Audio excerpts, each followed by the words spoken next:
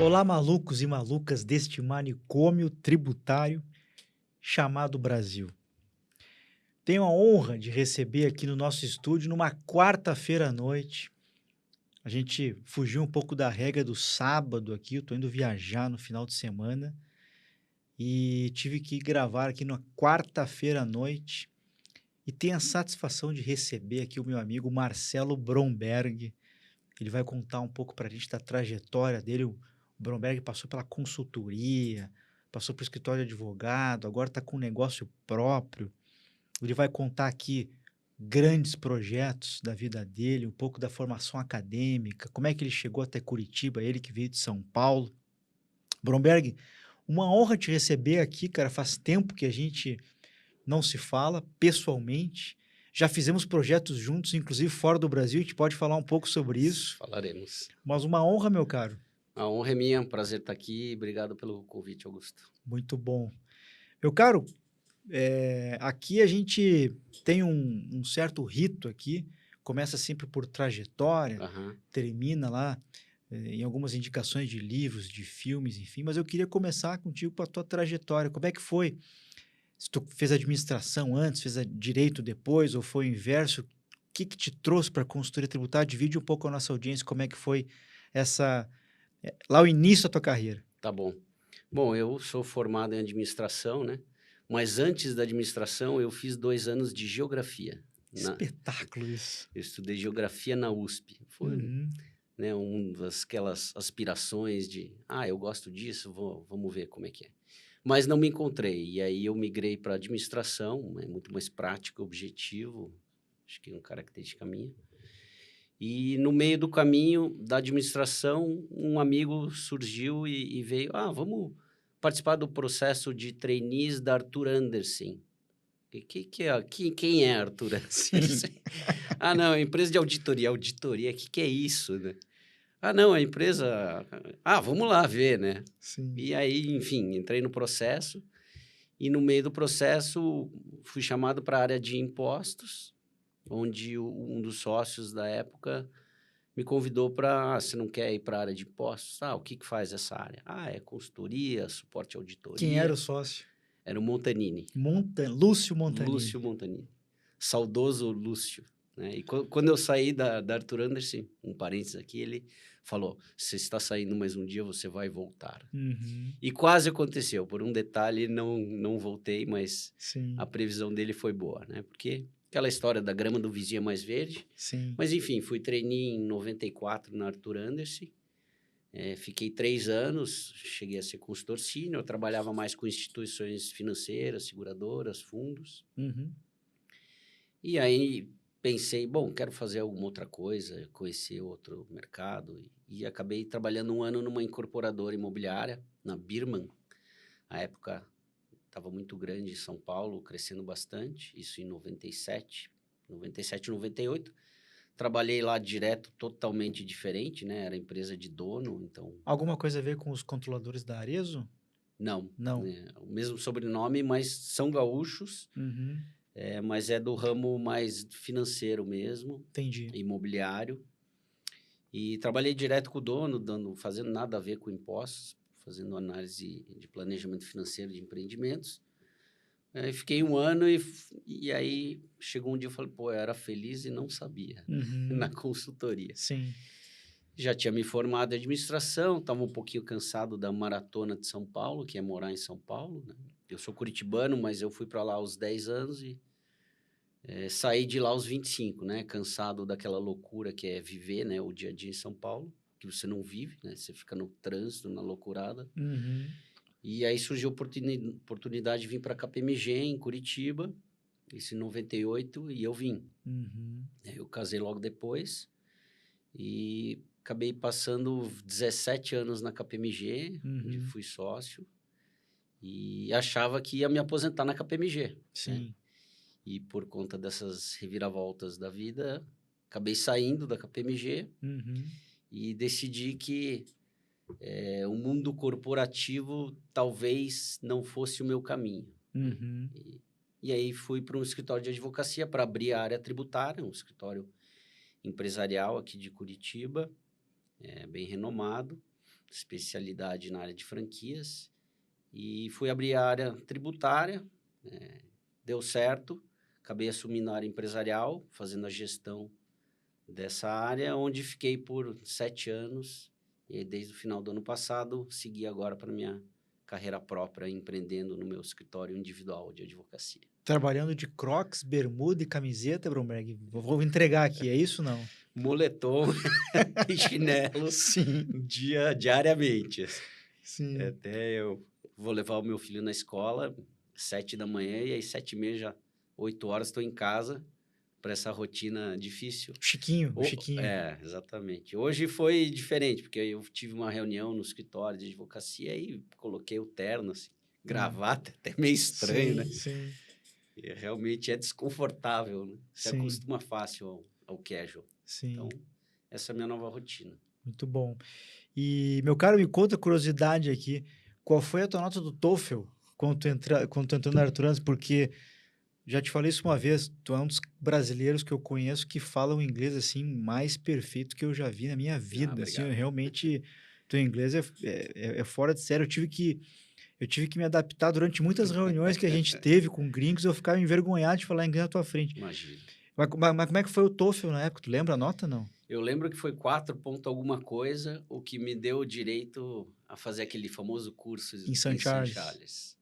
E foi sensacional, né? Sim. Trainee da Arthur Andersen, você vai 2 semanas para St. Charles, perto de Chicago, tudo pago. Uhum. Foi sensacional. Arthur Andersen realmente foi memorável, né? Uhum. A cultura da empresa, de educação, treinamento e excelência, qualidade, realmente imbatível. Uhum. E é engraçado, né? Porque por algumas maçãs podres, né? Sim. Localizadas num escritório dos Estados Unidos, a empresa centenária com mais 100 mil pessoas ruiu. Sim. E aquilo deixou de existir, né? É. E a cultura se espalhou em outros locais, mas acabou não assumindo, né? Não dominando onde foi, né? Sim. Acabou sendo incorporada mesmo. Verdade. Eu Pelo tava lá. menos aqui no Brasil, né? Sim. Eu tava lá. Eu lembro que na data foi 1º de junho de 2002 ali, quando se uniu, né, as operações, a Deloitte assumiu, né? Eu tava fora, inclusive, do Brasil.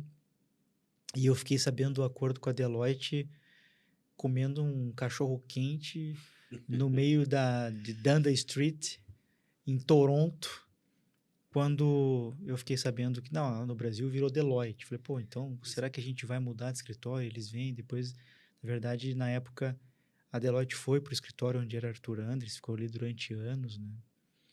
E foi uma fase aí, meu filho nascendo e tendo conta para pagar do curso de inglês lá fora, não foi fácil, mas sobrevivemos e cá estamos. Bons tempos. Né? Olha, eu lembro que 4 no TOEFL era native speaker, porque era a 13,5, acho que tu tinha um advanced, qualquer coisa, já poderia ir para Santiago, acho que 4 nunca vi ninguém tirar, mas era assim, daquelas 200 questões, era acima de 188 acertos, era um negócio... Então foi algo Tu fez por isso? Não, volta só do... para te comunicar que tu fez isso, eu não me entendeu? lembro, né? Faz muito tempo isso. Muito bom, meu cara. E eu queria te perguntar, nessa tua trajetória aí, Bromberg, de 30 anos aí de carreira, tu te considera mais advogado, mais administrador, mais contador? Eu sei que tu não é, mas a contabilidade com certeza sempre foi um instrumento para te entregar planejamento tributário para os clientes, né? Como é que tu te situa aí? Estou mais como um consultor mesmo, Uhum. com uma visão mais 360, né? Não é aquele só o advogado que conhece bem a matéria do direito, né? E as soluções jurídicas, mas também enxerga os reflexos financeiro, contábil, fiscal. Então, me considero um consultor genérico, mas com uma especialidade forte na área tributária e agora bastante societário, a parte contratual. Uhum. Essa bagagem que eu peguei bastante no escritório de advocacia. Muito que legal. me deu muita liberdade, né? Porque você trabalhar em Big Four, você fica amarrado um pouco ali nas 4 linhas do compliance, né? Da governança, de você auditor e ao mesmo tempo consultor. Então, você tem limites, ou você faz um planejamento tributário, mas você acaba não implementando, porque aí você... Não, agora fale com o seu advogado. Então, essa parte de ter saído da Big Four e ido para um escritório me deu mais liberdade de atuação e agregar novos conhecimentos na área jurídica, principalmente, né? Sim. Nem a OAB eu tinha, né? Eu Aham. fiz direito e você vai tirar a OAB? Não, para quê? Não preciso. Sim. Tô na empresa de contador aqui. Sim. E quando eu saí da KPMG, aí sim, fui fazer o cursinho lá e fiz um cursinho rápido online e acabei passando e tirando minha OAB logo depois. Mas é um mundo bem diferente, né? Uhum. Da Big Four, né? Sim. Mas foi um aprendizado muito bom. Nesse período teu, Bromberg, de Big Four, tem muita gente que está nos ouvindo aqui, nos assistindo, que são trainees, são assistentes, são sêniores aí na carreira de consultoria tributária. Mudou muito, essa que é a verdade, né? Mudou bastante desde que a gente passou por lá. Uhum. Mas quando tu olha para trás, quais foram as qualidades, as tuas fortalezas que tu acha que te levaram para uma sociedade que é o topo da carreira, assim? Quando tu tenta fazer uma retrospectiva disso, o que te botou naquela cadeira? Bom, eu acho assim que eu soube aproveitar as oportunidades, né? Então, o fato de eu ser fluente no inglês, você comentou aqui, acho que Uhum. é legal ressaltar, me abriu muitas portas, né? Sim. Tanto para fazer curso fora, eu fiz um programa internacional na KPMG, onde eu morei 3 meses na Holanda. Eu trabalhei com clientes estrangeiros, fiz due diligence, né, com compradores estrangeiros. Então, aproveitar essa oportunidade, ralar, não tem... É impossível se crescer numa Big Four sem ralar bastante, né? Sim. Muito suor e noites sonhando com planilha Excel, foram Uhum. diversas, né? Trabalhos que você acaba varando à noite. Isso acho que faz parte. Talvez hoje, não sei se o ritmo é tão insano, Uhum. mas isso foi uma fortaleza grande. Saber trabalhar com pessoas também, né? De diversas características e tentar se adaptar, tentar transitar em diferentes mundos corporativos, de empresas distintas, se aprofundar no negócio do cliente, então tentar entender o que você está fazendo. Eu sempre gostei muito de visitar fábricas, então eu ia no Uhum. cliente e eu queria, deixa eu ver como é que funciona a produção, para entender o negócio de fato Sim. e ser questionador, Uhum. né? Isso, né, você vai lá no contador, conversa, né, desenvolve um relacionamento. Você não atua como aquele auditor que vai lá dar porrada e criticar o cara, o que ele Sim. fez certo ou errado, mas sim é um parceiro que está ali para ajudar, para conhecer, para trazer algum valor além de, né, simplesmente ser o crítico, né? Então, e Uhum. acho que isso ajudou bastante Muito no bom. crescimento. Excelente. E hoje, Bromberg, qual é o teu carro-chefe? Tu continua atuando? Eu lembro da tua atuação bem destacada com tributos diretos, com tributação internacional, preços de transferência. Aham. Isso continua sendo assim o teu core business ou hoje também acaba transitando por indiretos, por outras questões que antes não eram muito a tua realidade? Ele mudou um pouco, assim, no sentido de que, por exemplo, o transfer pricing, eu praticamente não atuo nessa área hoje, né? Já fui, né? Uhum. Fizemos trabalho juntos, já fiz vários projetos que foram grandes projetos na época de auditoria. E essa parte de compliance, né? De revisões de declarações ou de obrigações acessórias, de base de cálculo, eu quase não faço isso. Eu migrei mais para uma consultoria de estruturação de negócios, né, de abertura de empresa, expansão de empresas, planejamento sucessório, então Uhum. mexer com a empresa, mas não somente com ela, com sócios, né, a parte Family offices, pessoal, não? family office, suporte alguma coisa, Uhum. mas tentar atender o cliente de forma mais ampla, qual for a necessidade, né? Então, obviamente que ninguém faz tudo e por isso eu tenho as parcerias, né? Então, Uhum. precisa fazer um trabalho de LGPD, eu tenho parceria com o escritório lá de Porto Alegre. Uhum. Então, eu preciso fazer um trabalho mais de compliance, de revisar ECD, ECF. Tem o Souza, o Sim, Joca aí da Alphatex, né? sim. Como parceiro, aí o Gafanha também. Uhum. Então, são parcerias que a gente estabelece para determinados temas e eu estou atuando mais nesse societário, né, a parte de estruturar uma proteção patrimonial. O planejamento tributário, ele permeia tudo, né? Porque você vai fazer uma operação, você precisa olhar qual que é o impacto fiscal e tentar minimizar isso, né? Obviamente, também identificar oportunidades, transitando pelo contencioso, que eu tenho um outro parceiro que respira contencioso, então não faz sentido eu me meter lá no tribunal para Sim. desenvolver teses, né? Eu conheço do direito material, mas processual não é a minha área, não é a minha formação. Então, eu tenho essa parceria. Então, eu acabo mais trabalhando com consultoria, pareceres, eu tenho os clientes mensais que, na área tributária, eles demandam, estou com aqui uma dúvida de IOF sobre a FAQ. Pô, faz um parecer aí para defender que não incide, né? Ou analisar qual que é o risco envolvido, como a gente se estruturar para minimizar esse risco. Então, que é a consultoria pura tributária, Sim, né? Mas sim. aí agregando, preciso fazer uma operação e tem um contrato aqui que você precisa desenvolver, um memorando de entendimentos, né? Então, nos últimos anos aí do escritório, e mesmo já no final do ano passado, quando eu saí, eu estava atuando num processo de M&A, onde eu liderei essa parte de discussão do contrato de compra e venda, né? Dando suporte na due diligence, ajudando a estruturar a parte tributária do vendedor, né? Como minimizar ali a tributação do ganho de capital. Então, ele é uma consultoria essencialmente tributária, mas societária e contratual. Sim. Não tanto aquele compliance de época de auditoria Big Four, né? Que bom, né? Que bom. E aquele compliance, eu tenho falado muito que esses profissionais que saem, né, de Big Four para atuar carreira solo, acho que por várias razões, né? Esse commodity tributário de uma revisão do imposto de renda, PIS e COFINS, revisão da ECF, acho muito complicado porque, primeiro, que sempre tem alguém oferecendo por menos do que você. É verdade. Né? O mercado está muito assim canibalizado, né? No pior dos sentidos, né?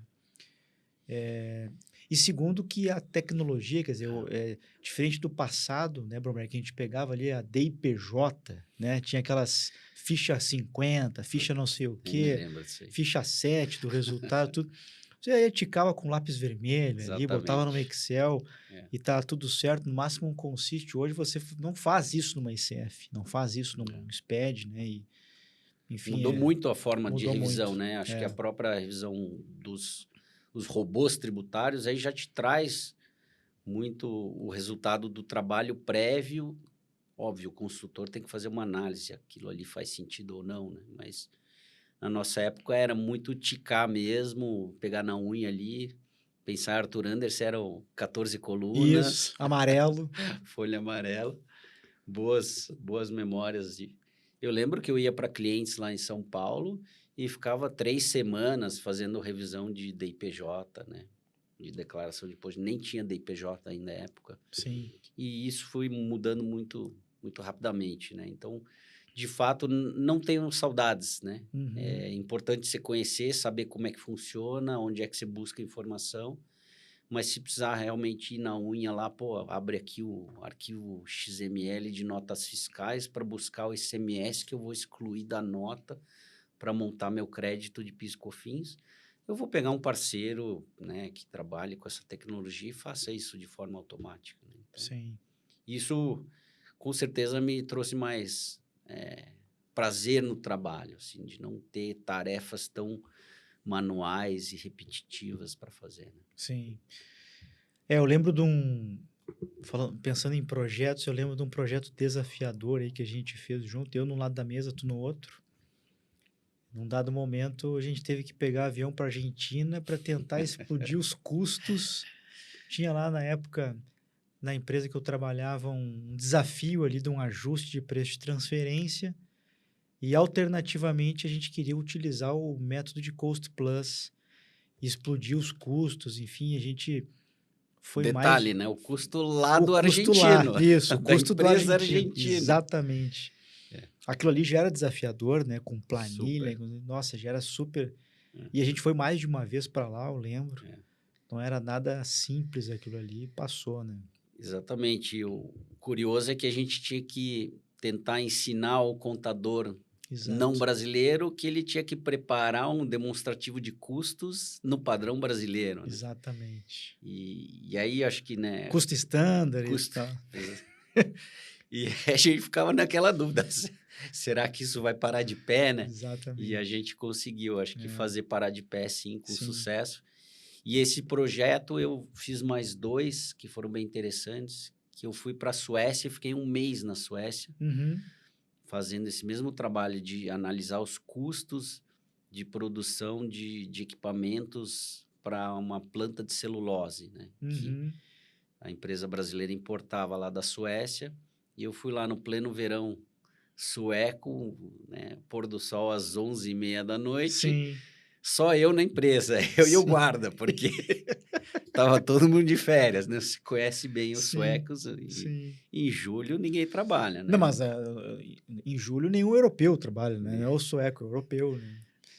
O Ciro conta uma história quando ele foi morar em Paris que ele chegou por volta de julho, agosto e precisava de um encanador, de alguém de serviços gerais e ele ligava para os números que passavam para ele e as pessoas respondiam, não, mas eu estou de férias. Não, mas eu precisava, não, mas acho que o senhor não Tem o entendeu, eu cano estou de estourado férias. É, aqui. Falar, me sinto muito, né? Não, e eles exatamente. não se constrangem, né? Aqui a Não, gente acaba. É diferente a nossa cultura, né? A gente se preocupa muito com o cliente, assim, mesmo nas nossas férias, né? A gente sai de férias, mas não desliga nunca. sim, Esse é o lado não tão bom, né? sim, Você garante um relacionamento com o cliente, mas você não goza plenamente do seu descanso, né? sim. Bromberg, como é que está essa, não sei em que medida você vem acompanhando essas alterações que são, talvez, se a gente pegar os últimos 20, 30 anos, nunca se teve no cardápio tanta coisa pela frente, né?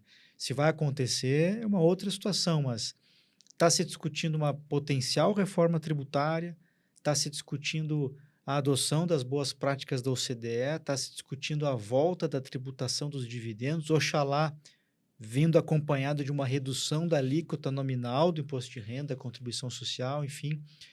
Como é que você vem acompanhando isso junto aos seus clientes e qual é a tua expectativa disso? Quer dizer, o que você espera da reforma tributária? Quais são as tuas principais preocupações e preocupações dos teus clientes? Bom, assim, expectativas, a gente fala de reforma tributária praticamente há 20, 30 anos, Sim, então eu sou um pouco cético, né, quanto à real conversão, né, desses projetos de lei em verdadeiras leis, com modificações profundas, né, porque você precisa mexer no Pacto Federativo quando fala de ICMS, ISS e consolidação com PIS e COFINS. Eu acho, eu realmente, quanto mais eu estudo esse tema, mais eu falo, não, isso não vai acontecer, uhum, né? E quando se fala também de acontecer algo, para daqui a 5 anos, assim, então eu realmente estou naquela de pagar para ver, né? São uhum, Tomé, quero sim, ver acontecer. Eu acho que algumas coisas podem, de fato, sim, acontecer, como, por exemplo, a tributação dos dividendos. Eu acho que isso essa está fácil de acontecer, né? tá fácil, né? Principalmente nesse governo agora precisando de caixa. Sim, Deve acontecer. eh, Pode ter uma redução do nominal dentro da empresa, mas no final das contas vai ter majoração de carga, com certeza, né? Se somar a parte empresa mais dividendos, eu acredito que vai ter majoração.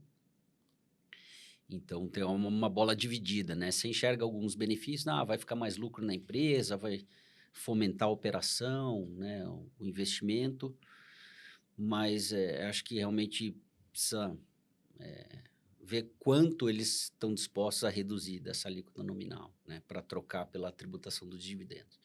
E aí, né? Esse fim de semana já teve uma paulada aí no IR-fonte das pessoas físicas, sim, né? IR ganho de capital lá fora, a tributação de variação cambial de ativos, sim, né? Tributação automática de lucros, independentemente de se disponibilizados ou não, exato. das pessoas físicas, né? Que é aquela Uhum, distribuição fictícia de lucros. uhum, Não sei se vai passar isso, né, na Câmara.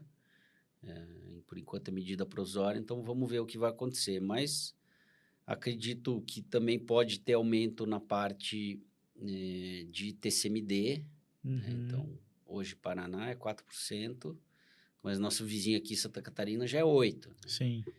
E que é o limite atualmente que vale para todos os estados, né? Eu acredito que esse limite deve ter uma discussão para subir isso, talvez não esse ano, mas mais para frente.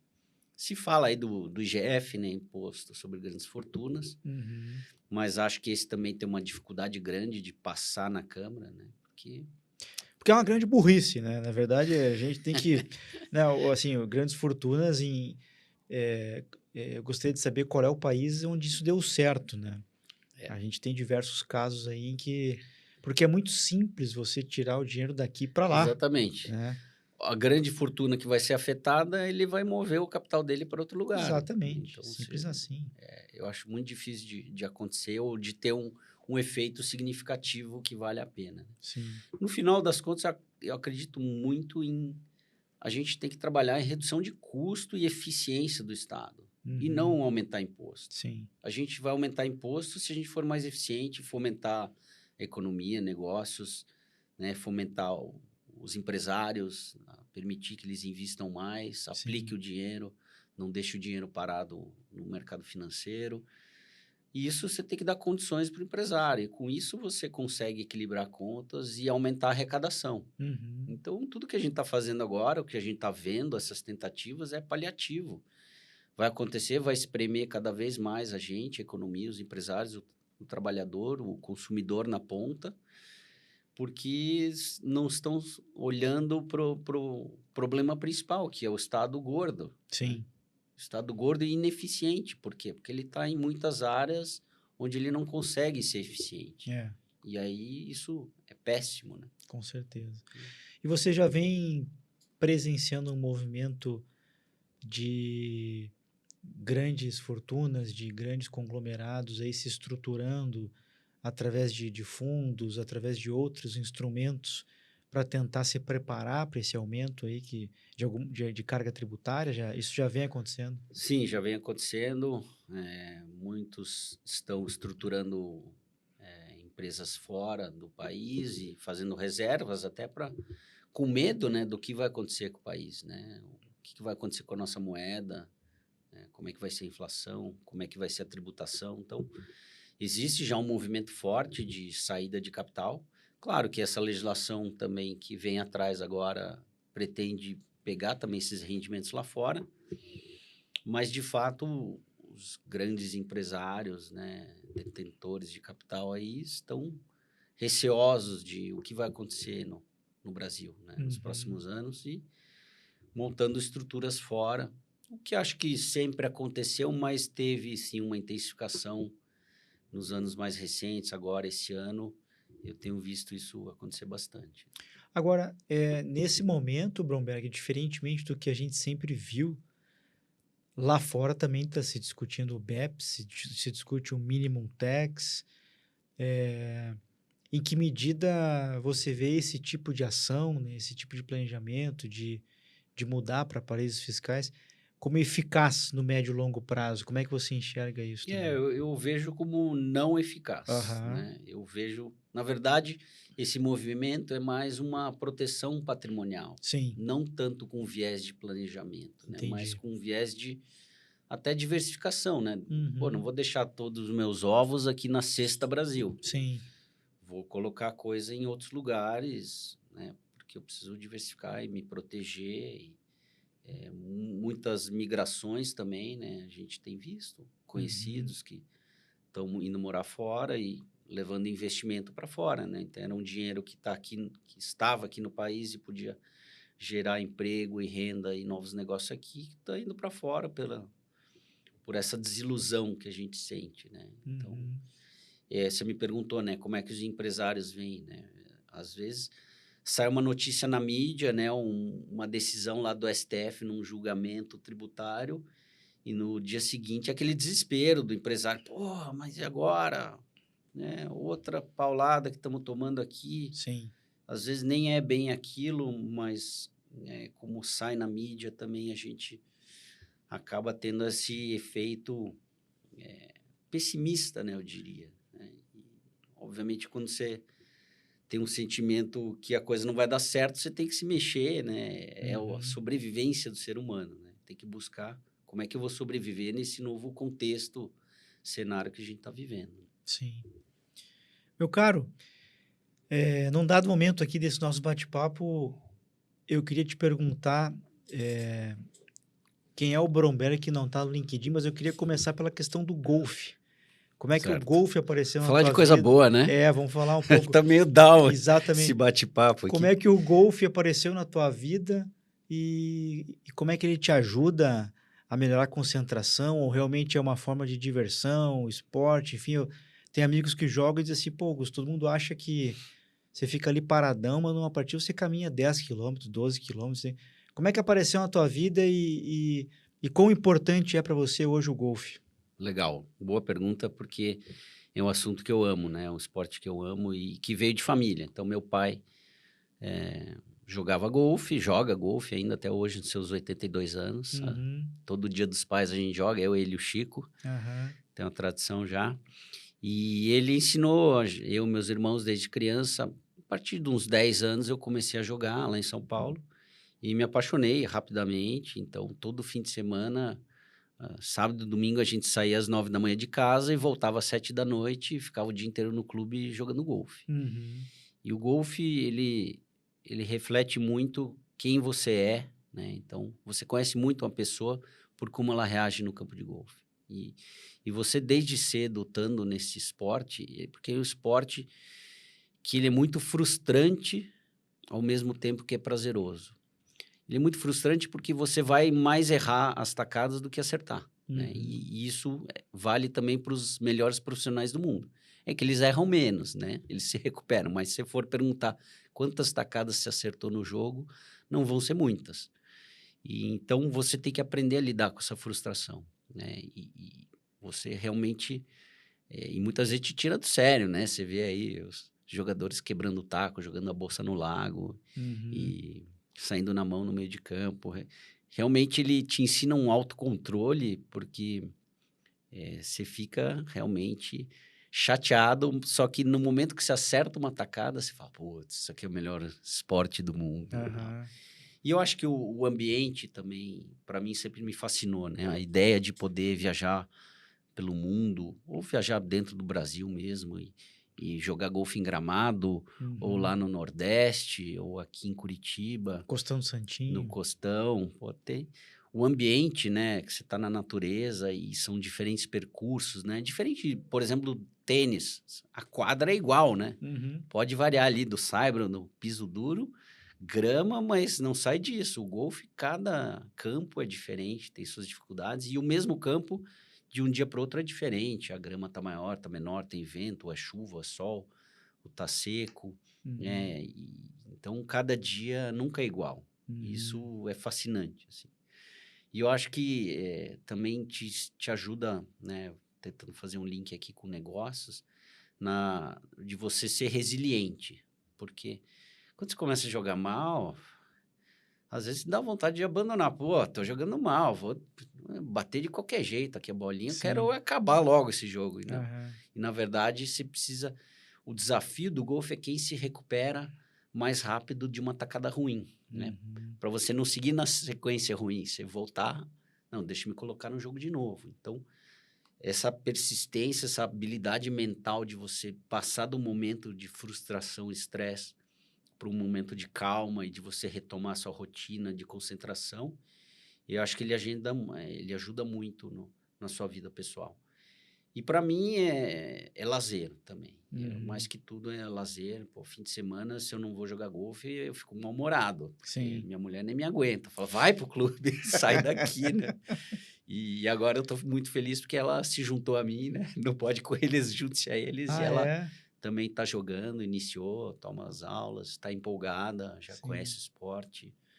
Então é uma coisa bastante de família agora, que é muito legal, muito prazeroso. Sim.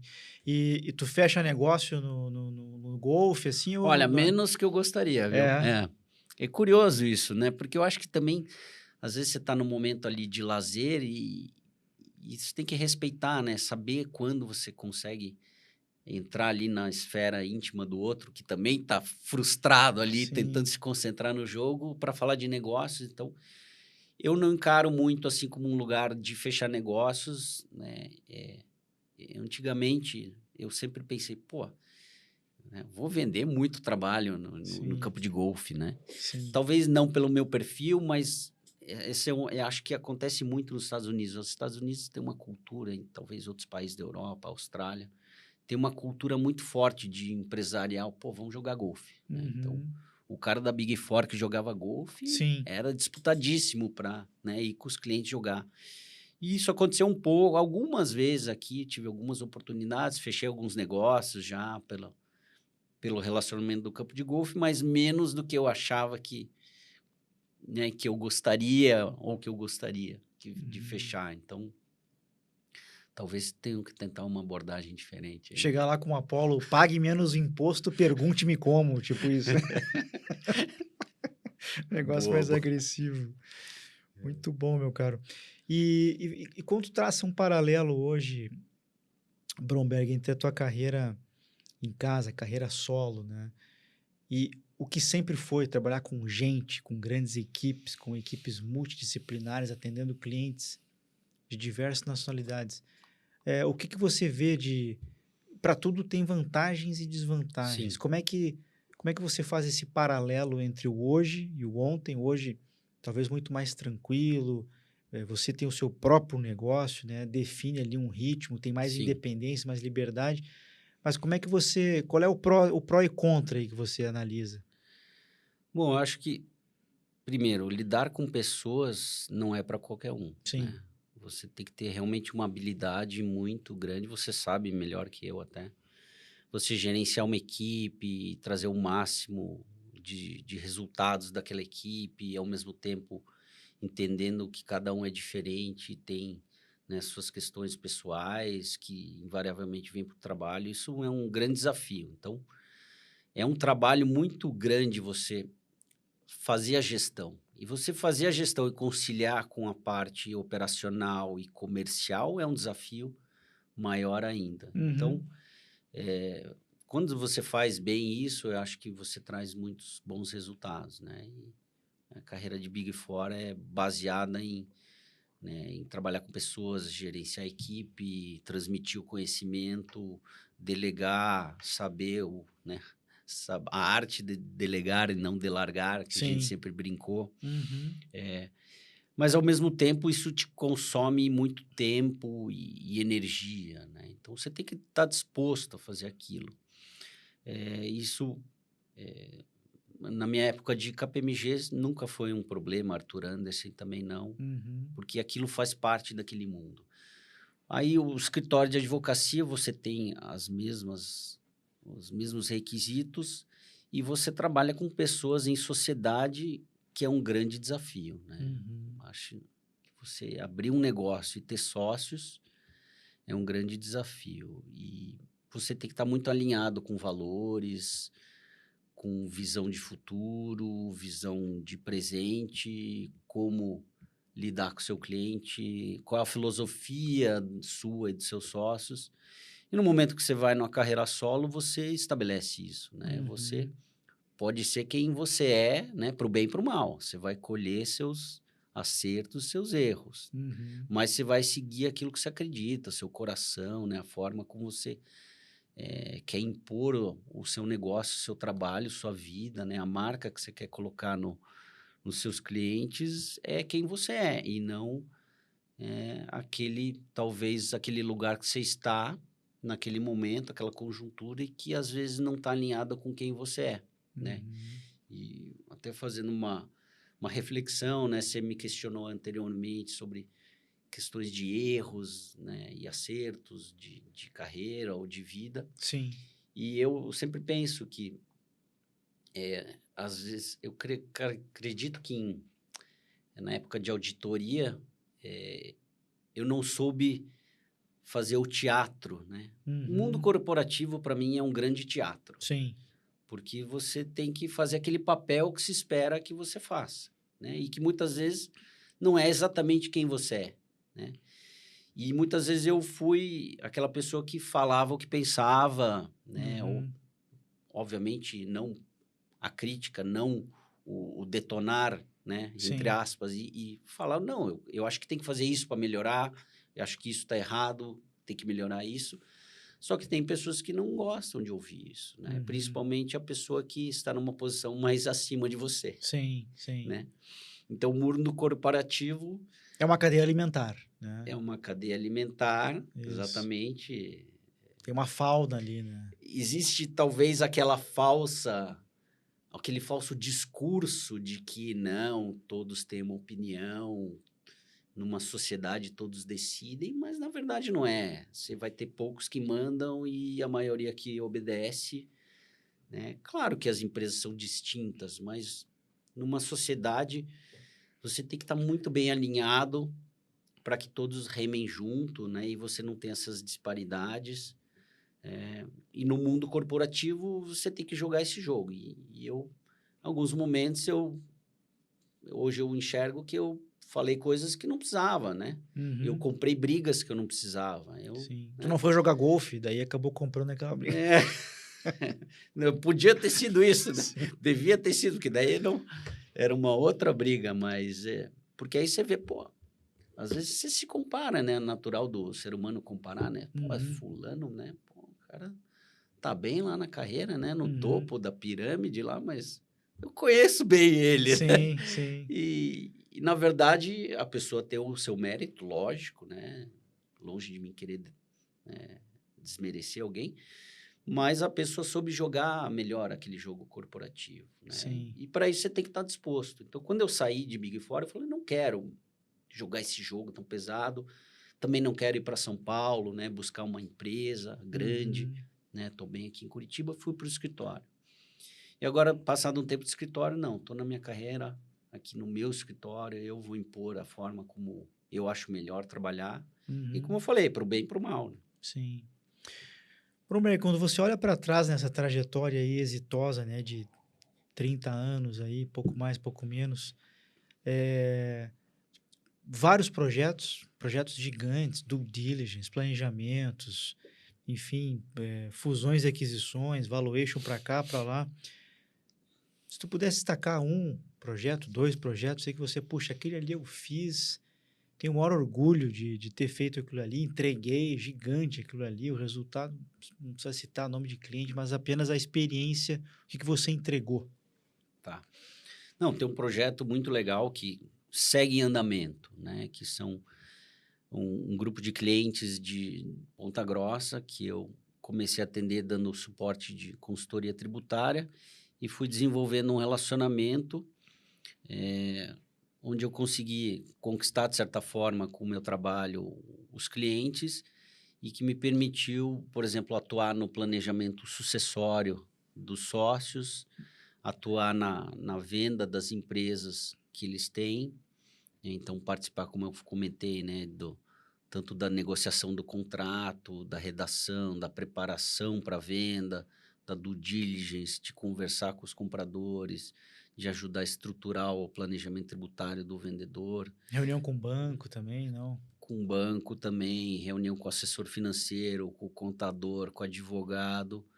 Então, é um projeto que ele não é aquele trabalhinho que você vai e faz uma vez e depois faz outra vez. Não, ele é um acompanhamento, né, na vida do empresário e da empresa. Então, esse é um projeto que eu tenho bastante orgulho de estar participando, né, e tanto no nível empresa quanto no nível pessoal, né, de estar trabalhando nos negócios pessoais, essa estruturação de negócios fora do país, de você estar ajudando ali numa proteção familiar, né? De você montar uma empresa que vai proteger e permitir a sucessão do patrimônio, evitando brigas familiares, né? Sim. Porque isso foi uma experiência que eu tive bastante de escritório, de enxergar quando não deu certo o negócio, né? Então, brigas por heranças futuras entre familiares, que infelizmente acontece bastante. Então, acho que poder atuar nisso e dar um conforto para quem né, construiu ao longo da vida um patrimônio e quer proteger isso, mas quer também manter a unidade familiar, isso dá bastante orgulho.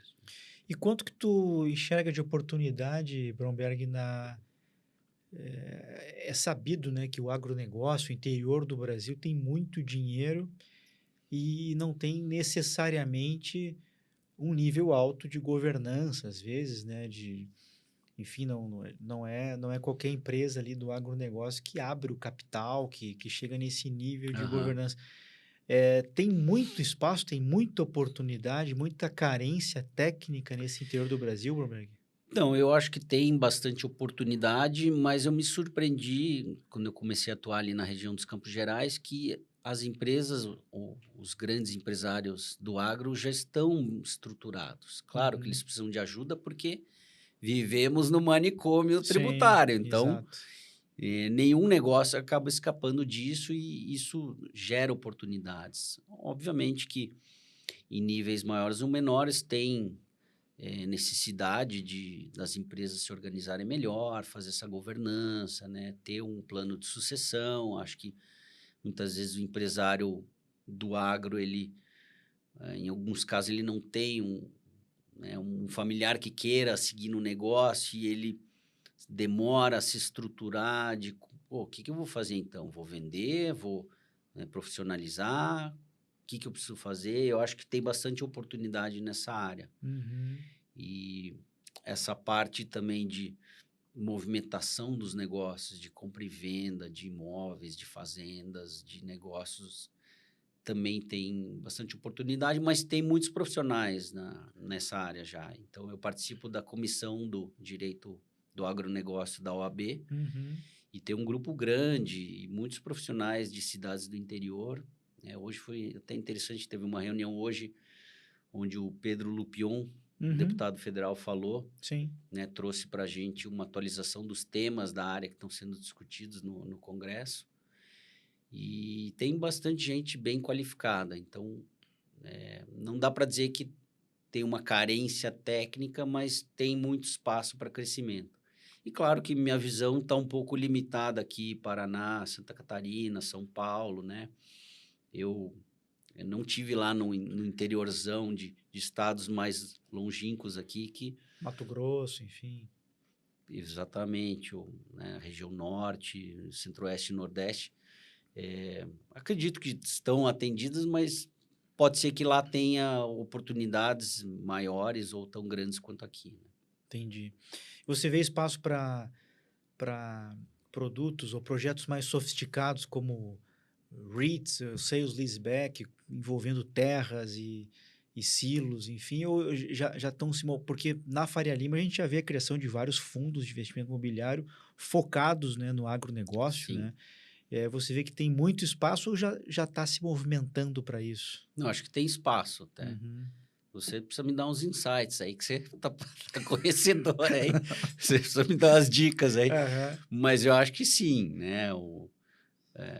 Essa área permite operações distintas Sim. e para que fujam do beabá, né? Mas o grande estresse agora ele é financeiro mesmo, porque o custo para você produzir, né? O custo de fazer uma safra, ele está alto por causa da Selic, então Uhum.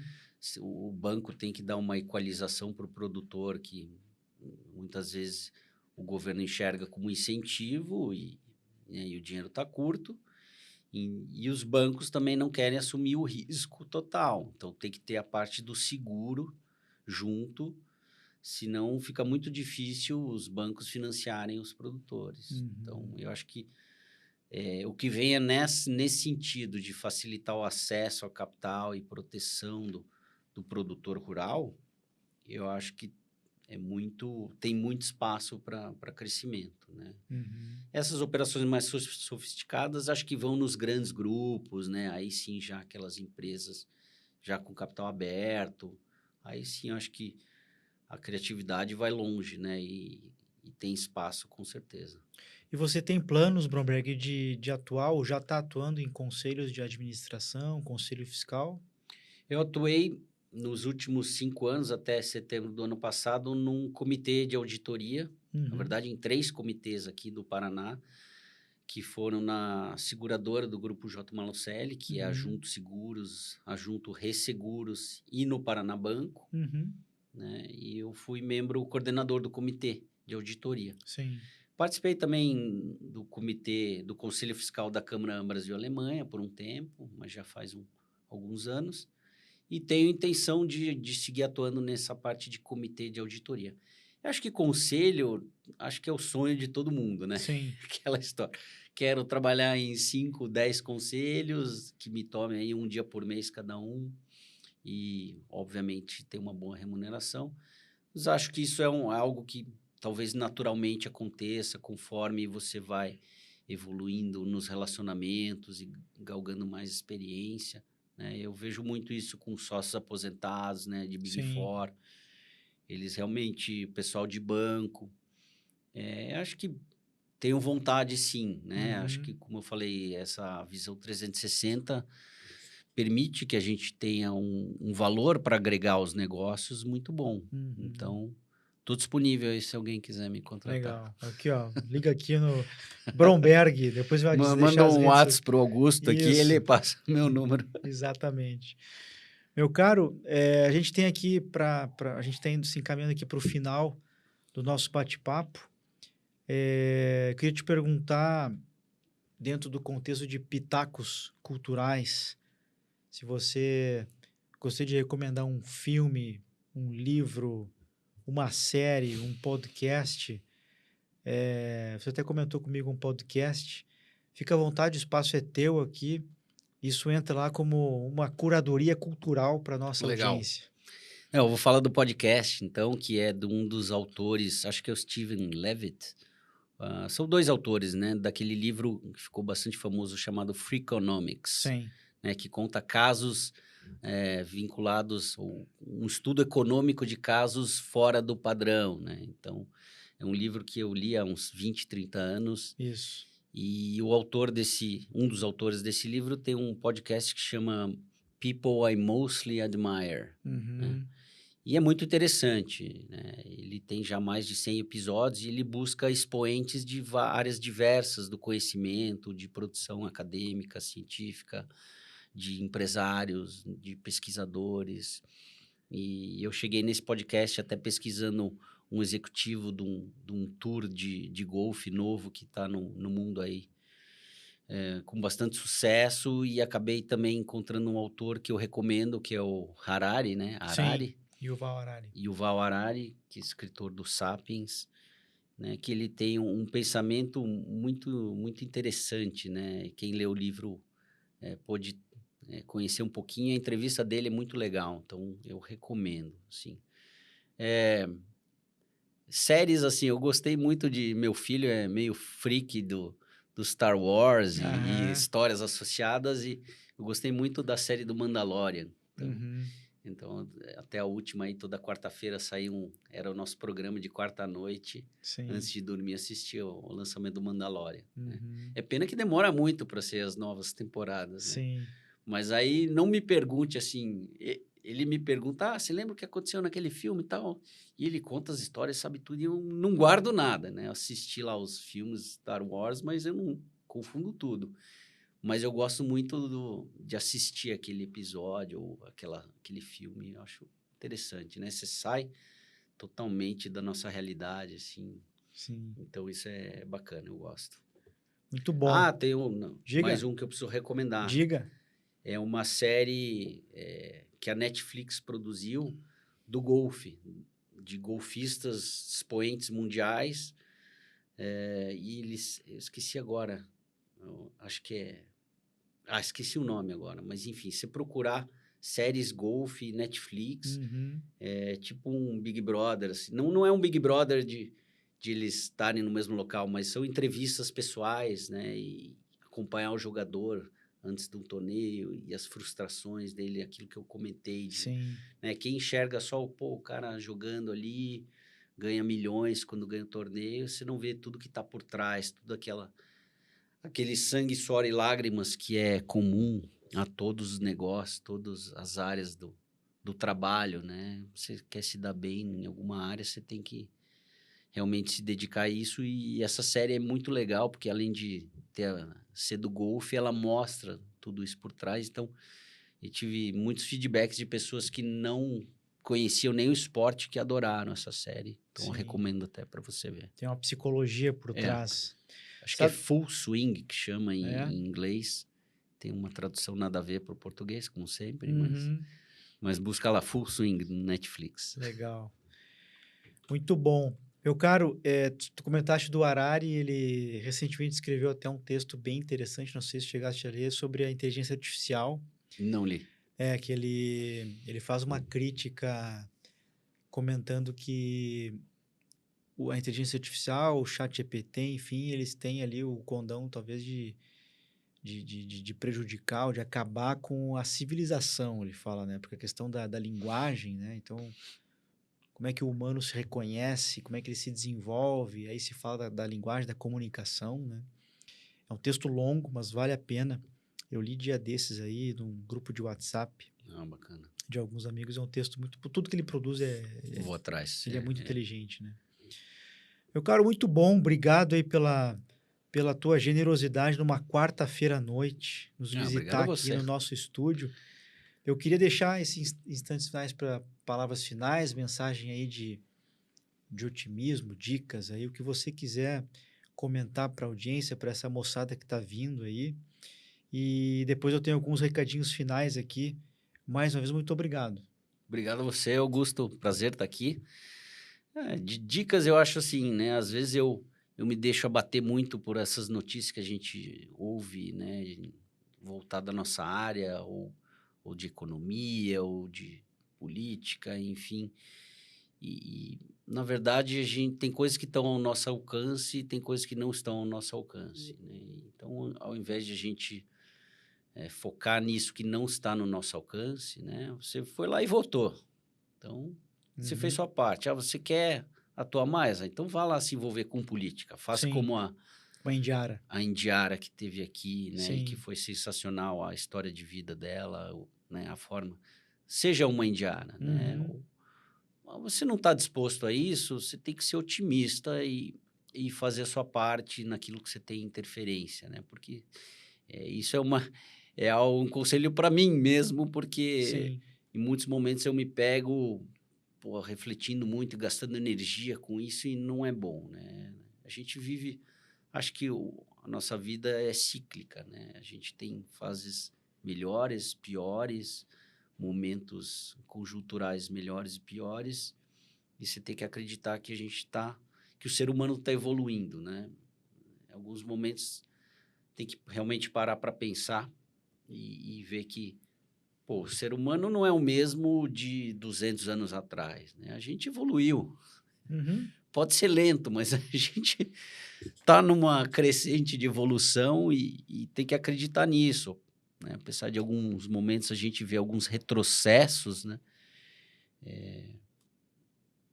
Eu acho que a gente tem que ser otimista, apesar de tudo, e focar a energia naquilo que a gente tem realmente influência e faz a diferença e, obviamente, fazer o bem, né? Eu acredito muito em energia, de você colher aquilo que você planta. Então, se você plantar coisa ruim, vai vir coisa ruim. Sim. Então, acredito muito que você tem que produzir o bem para colher o bem e focar na energia positiva que você vai colher coisas boas, né? E é incrível que, às vezes, você não está pensando, vou executar isso ou assim, assim, assado, mas você está com uma ideia de que você quer seguir um caminho e as coisas acontecem para você seguir esse caminho, né? Então, isso, o que me trouxe aqui hoje, não hoje aqui com você, mas quem eu vivo hoje, né? Onde eu estou hoje, que é a minha carreira própria, é algo que eu desejava, né? E aconteceu, né? Então, eu acredito nisso, né? O pensamento positivo realmente flui e te traz aquilo que você quer. É um pouco o segredo, né? Pensamento positivo e, lógico, ter atitude para perseguir aquilo ali. E não existe coincidência, né? Então, tu tá nessa carreira solo porque era para estar e Exatamente. tá tudo certo. Achei sensacional que tu falaste da evolução. Dia desses eu falava com a minha esposa sobre E ela dizia assim, poxa, às vezes eu tenho a impressão que o mundo está evoluindo, né? E aí a reflexão que eu dividi com ela foi, eu falei, tá, mas será que estamos evoluindo? Porque a gente passou pelo iluminismo, tinha passado pela alta, baixa Idade Média, né? E depois passou... Vigiar e punir. Eu sempre lembro desse Exato, livro, né? Quem exato, fez direito conhece, né? exatamente. E assim, a evolução não é uma linha reta para cima, né? Com 45 graus ou mais, né? Faz parte você evoluir, cair, aprender, ir de novo, né? Então, isso é evolução. Quando você pega o mercado de capitais, né? É muito fácil você pegar o intraday ou um gráfico de um dia, uma semana, e você perdeu. Mas tenta olhar no longo prazo, É. ver se não cresceu, né? Quem investe em ações sabe bem do que eu estou falando, é longo prazo, né? Então, eu acredito que a gente está evoluindo sempre. Essa semana teve um jogador de basquete que foi Foi questionado. Foi muito sensacional. legal, eu vi O cara essa aí. perguntou para ele se, poxa, isso é um fracasso? Ele falou assim, poxa, você fez a mesma pergunta no passado, você realmente acha que foi um fracasso? Eu estou aprendendo, isso aqui vai me levar para um outro patamar no que vem, vou aprender, né? Então, acho que tem um pouco Não a é ver com isso. porque o meu time não ganhou o campeonato que a season foi um fracasso, né? A Exatamente, temporada foi um fracasso. Não foi. Eu aprendi muito aqui, eu cresci, né? Eu achei sensacional. A resposta que ele deu foi muito boa, né? exatamente. Você comentou também de ter o equilíbrio, ou seja, o mundo, a vida não é justa, né? O mundo ele é bom, ele é ruim, justo, injusto, não interessa. A gente está aqui para ser feliz com esse mundo aí, com esses É, políticos, enfim, com esse cenário. Tem que ter um pouco essa postura estoica de não se deslumbrar nos bons momentos e ao mesmo tempo não se chatear nos maus, né? é. E a gente tem que aprender a ser feliz e ganhar dinheiro em todos eles, né? E sobre o otimismo eu concordo muito contigo, porque ninguém segue um líder pessimista, né? Então, Putz, a gente tem que verdade. estar sempre otimista É. e pensando em que as Se eu chegar lá coisas... no meu cliente e ficar falando, reclamando da vida e falando do que tá ruim, Exatamente, ele pode até me consolar, né? E se exatamente, alinhar comigo, mas não sei se vou agradar muito, né? Então, exatamente, de fato, e você tem que, como eu falei, né? Pensar em coisas boas para voltar coisas boas, né? com certeza. Marcelo Bromberg, meu caro, muito obrigado mais uma vez pela tua presença. Muito bom. A gente tem que marcar uns almoços aí, uns Sim, chopps, alguma coisa assim. A gente está aí um tempo sem se é falar verdade. pessoalmente. Vamos botar isso para funcionar de novo. Obrigado, meu caro. Você que ficou até aqui assistindo o episódio, aprendendo um pouquinho com meu amigo Marcelo Bromberg. Alguns avisinhos de final de episódio aqui tradicionais. Meu WhatsApp. Manda lá crítica, elogio, comentário, pergunta. Eu leio aqui no ar, leio com o teu nome, enfim. 41 99569 3841 de Curitiba. Redes sociais, Augusto Flores Oficial, tá no LinkedIn, tá no Instagram, tá no Facebook. Tem cortes dos episódios. Tem o website augustoflores.com.br. Vai encontrar curso, vai encontrar lives, palestras, tem livro, tem o meu livro Manicômio Tributário, você pode comprar lá, vai um link direto para a editora Viseu ou para a Amazon.